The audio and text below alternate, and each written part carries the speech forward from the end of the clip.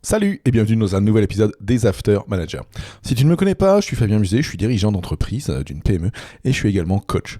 Dans ce podcast, entre deux coachings ou situations managériales, je vais te donner ma vision, mes outils et surtout mes retours d'expérience pour que toi aussi tu puisses devenir un leader inspirant et efficace tout en maîtrisant une gestion d'équipe axée sur l'humain.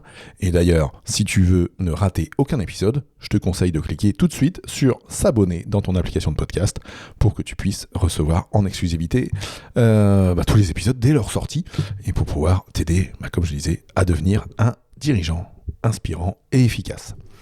Il y a un problème dans le monde de l'entreprise, c'est celui de la charge de travail et surtout celui des horaires de travail pour les cadres et les dirigeants. Il est de notoriété publique que les cadres et les dirigeants doivent finir à pas d'heure. Ils peuvent avoir le droit d'arriver soit à 8h, soit à 9h, soit parfois à 10h dans certaines startups ou autres. Par contre, des dirigeants qui se barrent à 17h30, limite c'est inadmissible. Tu sais, c'est ces fameux colibés, t'as pris ton après-midi, allez, j'ai fini ma matinée, moi je vais me mettre à bosser pendant que toi tu te casses. Mais en fait c'est ridicule. C'est ridicule parce que, est-ce que c'est le temps, je dirais, présentiel qui est important ou est-ce que c'est ton temps de travail effectif, ton vrai boulot que tu vas faire dans la journée ? Moi, je suis toujours tombé sur une majorité de chefs qui taffaient jusqu'à 19, 20 heures, voire parfois plus. J'ai eu des chefs en célibat géographique qui ressortaient le PC et qui t'envoyaient parfois des mails à 20 heures, 22 heures ou le week-end. Et moi, j'ai toujours trouvé ça ridicule. Pour autant, j'ai été comme toi ou comme beaucoup de ces cadres, ce fameux chef qui est là le matin à 7h30, 8h avant que les équipes arrivent et qui part à 19, 20h une fois que tout le monde est parti au bureau parce que il faut faire bien. En fait, j'ai changé ça il y a quelques années. En fait, j'ai changé ça en 2014.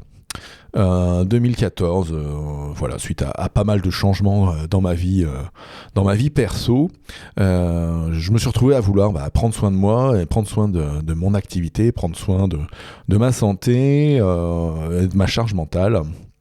Et j'ai décidé de partir à 17h30 chaque jour du bureau.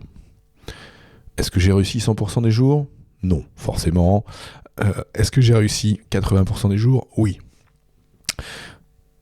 L'impact, ça a été quoi pour moi ? L'impact de partir à 17h30 chaque jour, il a été pour moi de réussir à mieux m'organiser en journée.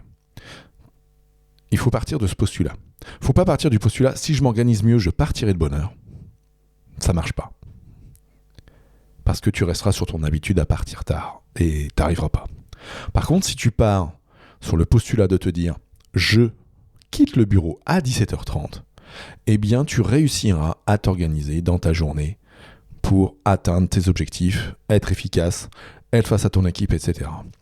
Et tu sauras de cette manière-là aussi montrer à ton équipe que tu réussis, tu leur montreras la voie et du coup les petits managers qui peuvent être dans tes équipes ou les petits quadrillons ou autres pourront se dire le chef y arrive, si le chef se barre à 17h30, moi aussi, je vais me barrer à 17h35, parce qu'il y en a toujours qui vont faire style de finir un truc pendant que toi tu pars.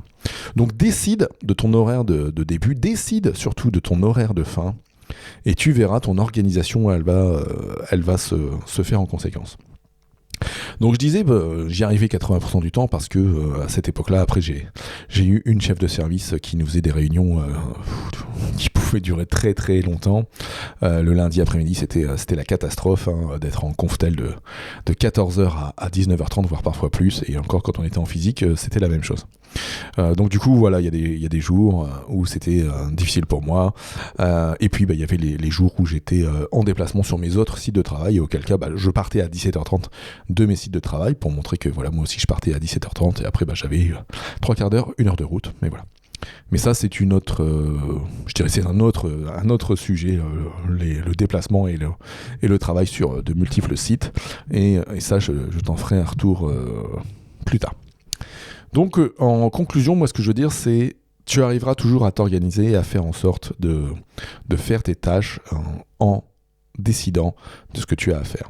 Donc priorise tes actions, priorise tes tâches, choisis ton horaire de travail et tu verras, ça passe. Voilà ce que je voulais voir avec vous aujourd'hui. Il est d'ailleurs 17h30 au moment où je finis l'enregistrement de ce podcast et au moment où il va être diffusé tout de suite pour vous. Bonne journée, ciao ciao.